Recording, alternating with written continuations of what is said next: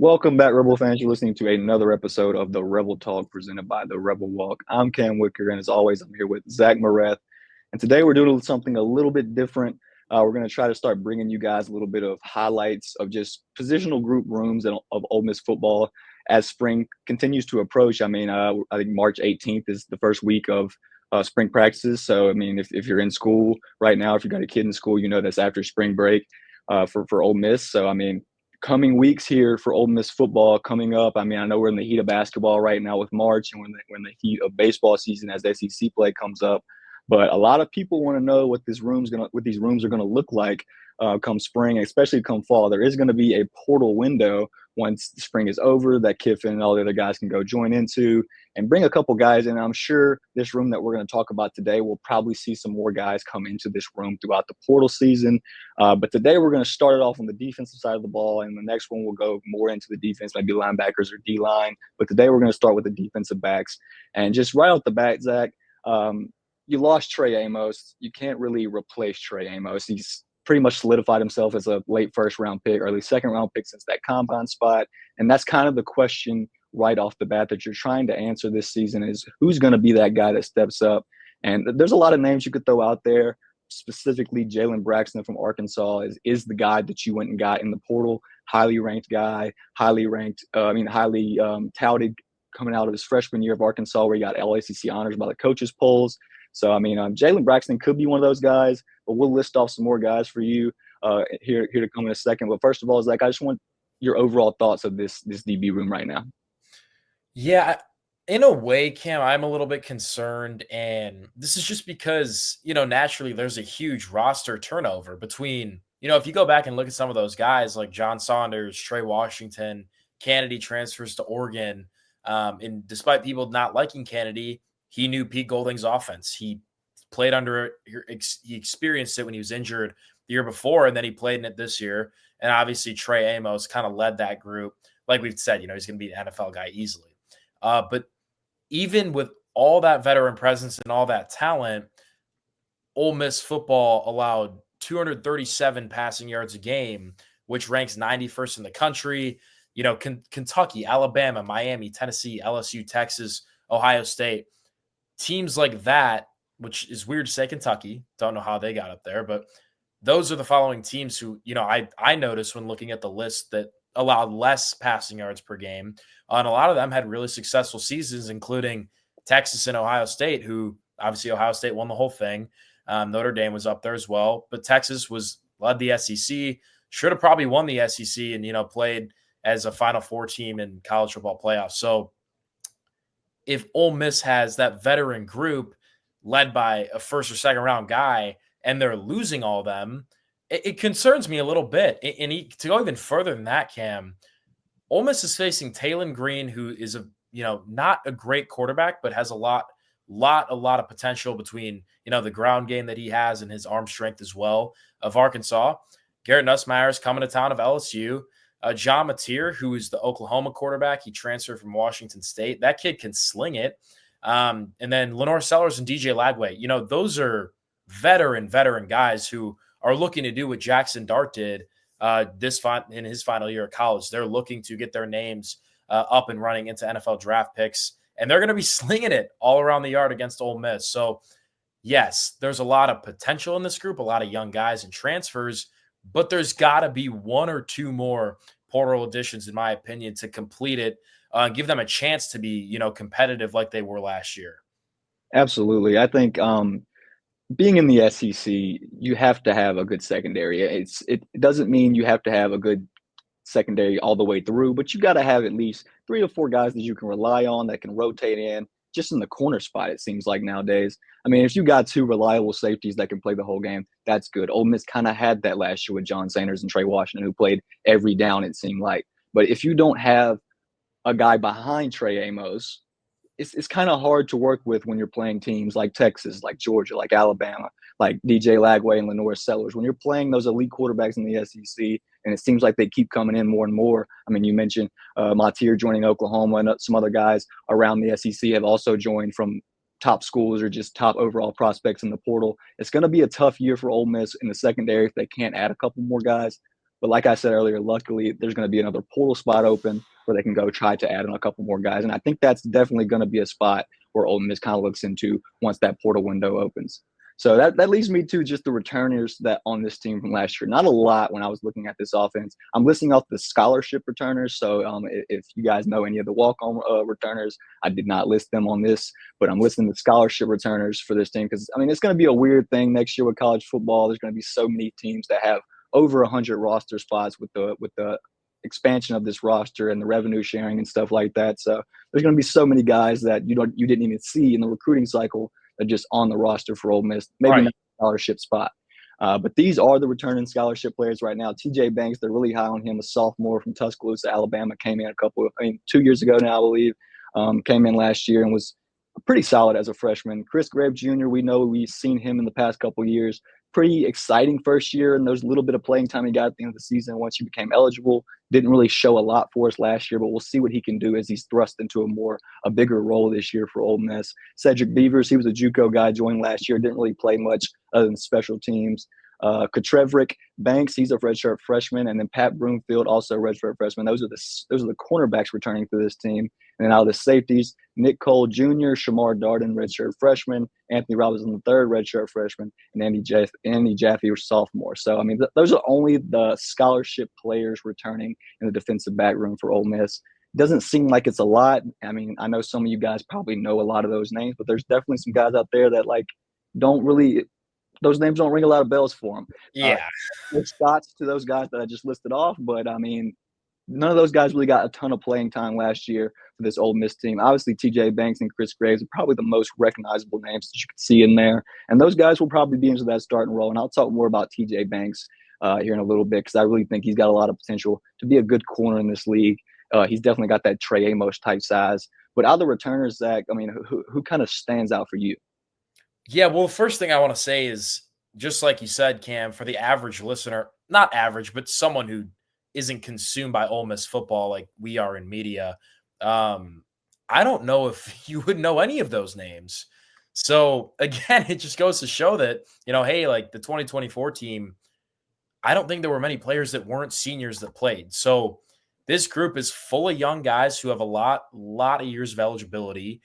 So not that, this is a development year, but there's no way these guys are going to reach their full, potential and max out all their efforts this year when they have 2-3 years to play in college, as they kind of progress and mature throughout their career. But out of the returners, I don't want to steal your thunder too much, Cam, but TJ Banks is definitely the guy I have my eye on.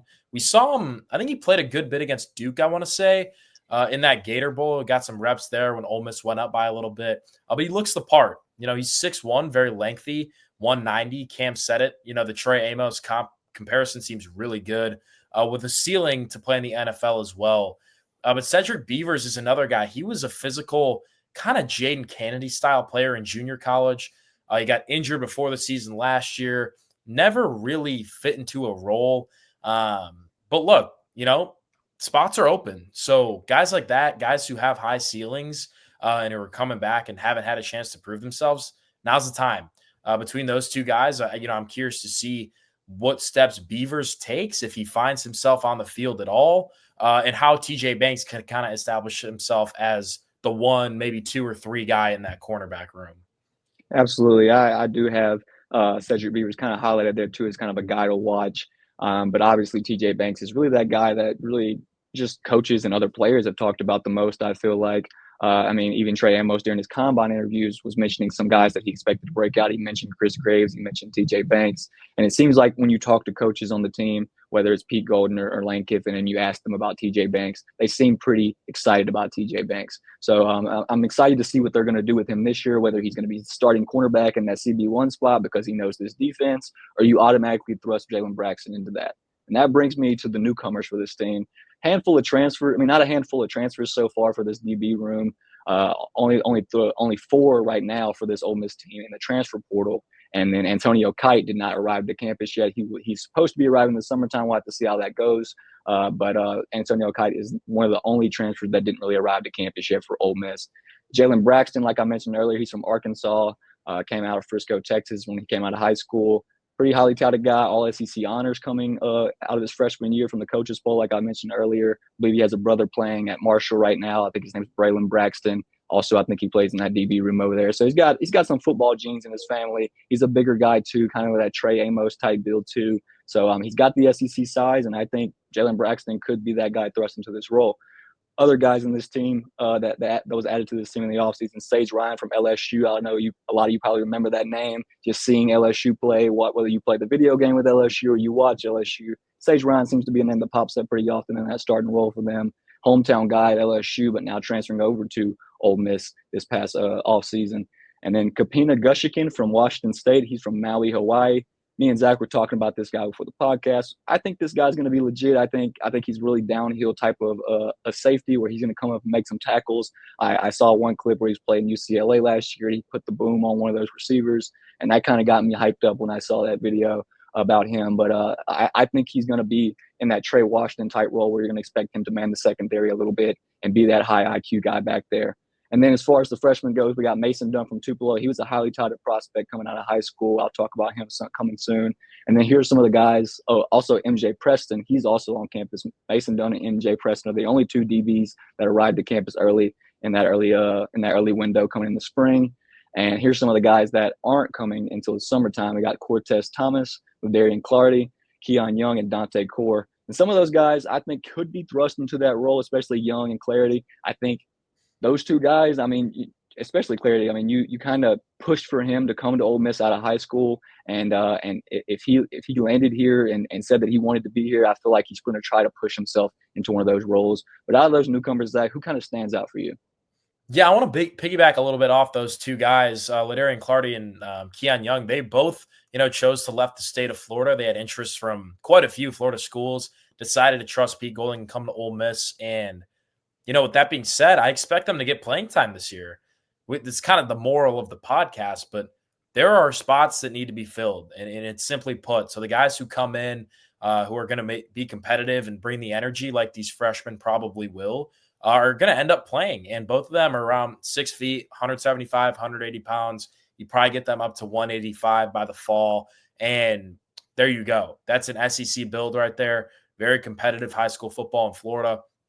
And then, another high school that's very competitive in football is Lone Star in Texas. And that takes me to Jalen Braxton. We've been talking about the kid. We had him on for an interview a few months back. So if you haven't seen it, go check that out. But look, he's going to play. He's probably going to be in a battle for that cornerback 1 or 2 spot. He has a year of SEC experience. Obviously, he's played Texas football his whole life.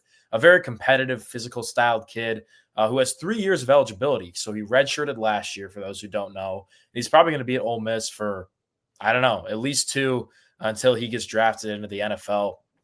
But I know, Cam, I hate stealing all your thunder. I hate doing this. But Mason Dunn, Alabama pushed hard for this kid. Bama was all over him. Kalen DeBoer and his staff were trying to get his flip before signing day, and it didn't happen. If you're asking why, the dude is 6'3", 185. Not your average corner build. So I wouldn't be surprised if he was on the field, right? There's all these different options. Sage Ryan, LSU kid, I don't know why, but LSU fans were extremely happy that we got him. This isn't disrespect to Sage. Like, unfortunately, that's just how it goes. But he has all the athletic ability in the world. I want to say he runs a 4.4, 4.3, 4. Like, the kid is fast. He obviously has a ton of SEC experience, and he's going to be a plug-and-play guy. Guys need to play. This kid has SEC experience. Probably is pretty motivated after leaving LSU, so he's a guy I can definitely see playing. And then Kapina Gushigan, I don't know, I'm trying to get that right. These guys and their names, man. It's like that Umami Ellen last year, man. There's always someone. I mean, there's always someone. But Cam talked about it. He's just a bolt of energy. It seems like gosh, man, Cam, you say everything way too good. He's going to be this facilitator on the defense, especially in the run defense like Trey Washington was. He's going to come up, almost be this linebacker type guy, and he can also play like very physically in the pass game as well. I feel like he's going to have some of those hits. I want to take the college football fans back to that Florida national championship game. It was one of the first plays of the game. I can't remember his name. He's in the documentary, but he absolutely laid out an Oklahoma receiver. Like, I feel like that's some of the stuff that Michigan's going to bring to the table. So I'm excited nonetheless, Cam. Now, I feel like I've done enough talking. I probably stole all your words that you were going to say, but still, man, fill us in. No, absolutely. I believe Gushkin's going to be one of those guys where he's going to bring the boom for this Ole Miss defense. We haven't really seen that in the recent years. I mean, obviously Pete Golden kind of brings that fly to the football. Everyone get to the football. Don't really want one hat on the ball at any point during the game. When Pete Golden is coaching this defense, he wants to see all 11 hats going to the football. And that's what it seemed like it was a lot of times last year, especially for the secondary. We saw some good open field tackling from Kennedy last year, some good open field tackling from Amos last year. But I feel like we're going to see a lot more of that this year because I feel like a lot of these guys have that type of role where they can do some open field tackling. Maybe not in the corner room just yet. Not sure how Jalen Braxton will develop in that area coming off a knee injury last year. I think he only played 2 games for Arkansas for that knee injury, kind of just was lingering all year for him where he didn't get back on the field. So we'll have to see where he is in that physical category. But as far as the safeties with Ryan and Gushigan, I feel like they're definitely going to bring that physical energy where they're going to make a lot of open space tackles and fly to the football. And that brings me to the players to watch. I already mentioned Jalen Braxton and Chris Graves, but I want to talk a little bit more about TJ Banks. He got prototypical size. He got a high ceiling. And it seems like I said earlier, Pete Golden was high on this guy last spring when he was talking about the freshman and who he liked in that room. And TJ Banks popped up. I mean, like Zach said, 6'1", 190. He's got great SEC length. Played a little bit last year at the end of the season. Special teamer guy throughout the year a little bit. Top 10 player in Alabama, Under Armour All-American. I mean, you name it. The kid is legit. He has all the tangibles. He has all the talent that you can think of. You just really got to go watch the high school film on him because there wasn't much last year on Ole Miss. But, I mean, if he can somewhat translate what he did in Alabama when he was out there in Tuscaloosa in high school, I feel like Ole Miss is going to be in a good spot with TJ Banks. I mean, who knows who's going to be in those corner spots for Ole Miss next year, considering they're probably going to go get some more in the portal, like I've said before. But TJ Banks, I'd like to put all my chips onto that if you're betting on a for sure CB1 or CB2. Sage Ryan, like Zach mentioned, multi-year starter in the SEC. I believe he started 2 straight years for LSU, and the year before that he played like 13 games or something. Didn't start all of them, but played a handful in that game. I have him down as a bigger Jaden Kennedy. I mean, great in-space tackler. Not the greatest in pass coverage, but, I mean, he's going to make some plays out there. He's going to break up some passes, like Zach said. He's got speed, so Ole Miss kind of lacked speed in the secondary last year, lacked that back-end speed, which, I mean, Trey Amos kind of proved us wrong about that in the combine, I guess, with showing that back-end speed with the 4.43. But like Zach said, Sage Ryan's probably a 4.4 guy as well, and that's great to have at safety. You don't really see a lot of safeties in this league that are extremely fast. Usually put your fast guys at the corner spots, but Sage Ryan is going to be one of those quicker safeties, I believe, and that brings me to Gushkin as well. 15 career D1 stars at Washington State. I believe he's at JUCO before that. And if you know how the Diego Pavia stuff went, I mean, I don't think that JUCO year counts anymore. I'm not sure how that's going to work in the years to come. But if Gushkin wants to stay at least 2 more years, I know he's a senior before entering the portal, so this will be his, I guess, super senior year. But if that JUCO year doesn't count for him, I think he's got one more year if he wants to come back, man. So not saying that he won't make that leap into the NFL, but that's definitely an option for a lot of those guys that went and played JUCO a few years back in this league now. But like Zach said, Trey Washington type play style, can play downhill. I think he has high football IQ from what the film I see on him. 88 career tackles, 3 interceptions, 14 pass breakups, and 5 tackles for loss. Pretty reasonable stats you would see for a safety in that position. Obviously, Trey Washington, big-time tackler, led the team in tackles 2 years ago. You might see that with Gushkin. Who knows? But this defensive line and front 7 for Ole Miss is so physical and so dominant, and they're probably going to be that way again next year, that it's kind of hard for this DB room to kind of shine in those tackle areas.